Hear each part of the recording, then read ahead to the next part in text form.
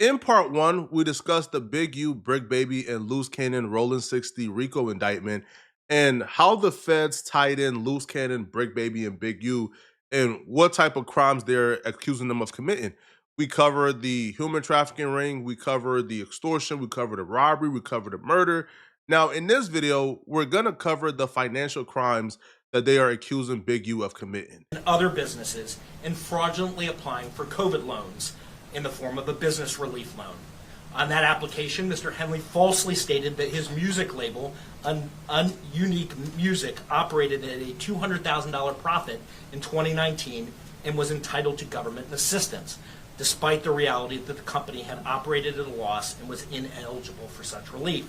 On top of that, they're saying that Big U also lied about the number of employees that was at Development Options because on the 5013C, when it did exist, Big U listed he had 1 employee. On the PPP loan, Big U listed he has 11 employees. The majority of the bank fraud, wire fraud, and embezzlement charges comes from the Development Option nonprofit. Big U has ran this profit for over a decade now. The mission statement for Development Option states that Development Option is a nonprofit organization that began in 2004 to give the youth of the 77th GRYD zone in Los Angeles, California, choices beyond the gang violence, drug, and crime through advocacy, education, resources, training, development, and sports. The goal of the Development Option program is to decrease gang activity in the GRYD zone and to empower the community to strive for a safer, thriving environment for our youth. Development Option believes in laying the groundwork and providing the conditions that inspire and create viable options for people by enabling connections to make between them. But the feds is saying, cut it out, cut the malarkey. The feds saying, nah, bruh, ain't no charity, bruh. You are using this company, according to the feds, not Flacco, the feds. They're saying that Big U is using this organization to line his own pockets up. According to the federal complaint, in 2019, Draymond Green, Shaquille O'Neal, and 3 other NBA players donated $20,000 each to Development Options, coming up to $100,000 total.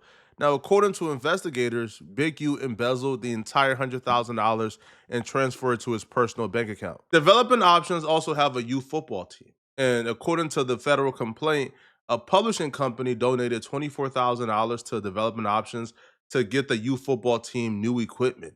According to the feds, Big U pocketed $14,000 of the $24,000 and transferred to his personal bank account. The feds accused Big U of extorting 2 men that they named Victim 1 and Victim 2. Big U got in business with Victim 1 and Victim 2, where they were supposed to have a birthday party at Deja Vu.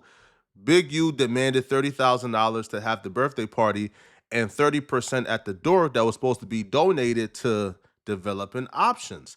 Now, in exchange for this very lucrative, out of this world deal, Big U was supposed to bring T.I. and a bunch of other celebrities to Deja Vu.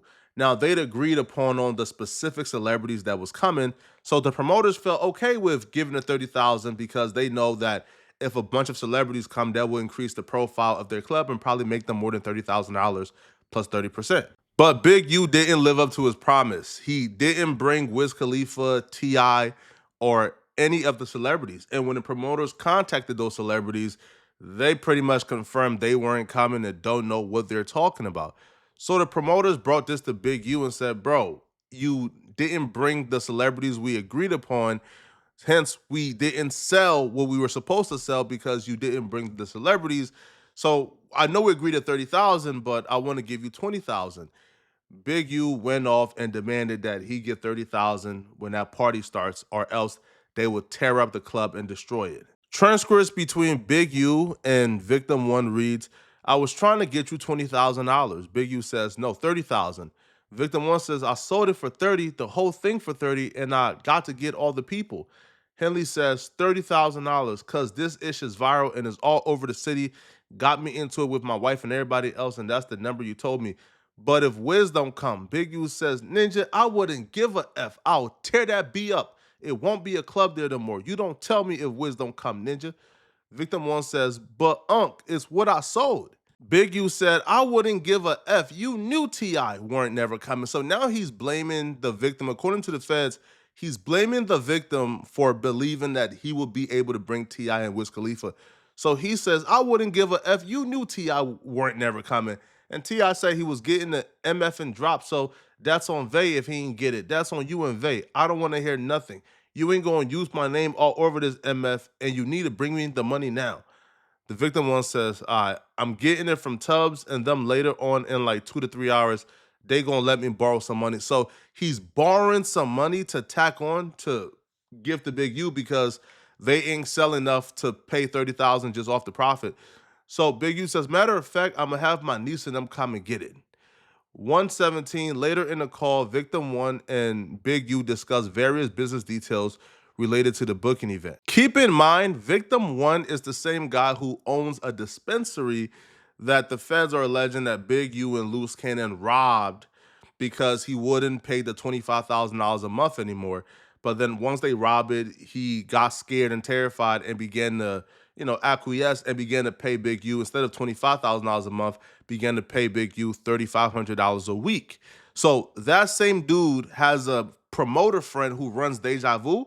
So he's the middleman for Big U and the promoter friend.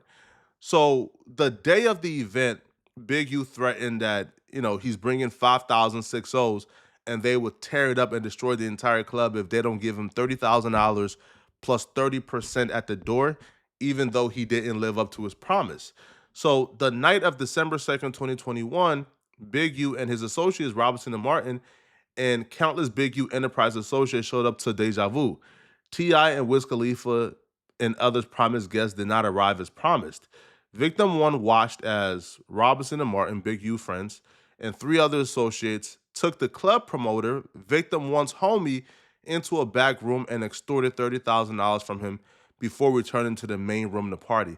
Not only had they demanded the flat payment, but they also got the 30% of all proceeds from the party that night that was advertised as going to developing options. The feds will claim that Big U made about $9,000 from that, but all that went to his personal bank account, not developing options. If you've been following the WAC 100 and Big U beef, then you probably already know the word GRYD program and everything the GRYD program stands for. Well, the GRYD program and developing options was a huge part of the wire fraud, embezzlement, and bank fraud case against Big U as well. Depending on who you ask, the GRYD program could mean two different things.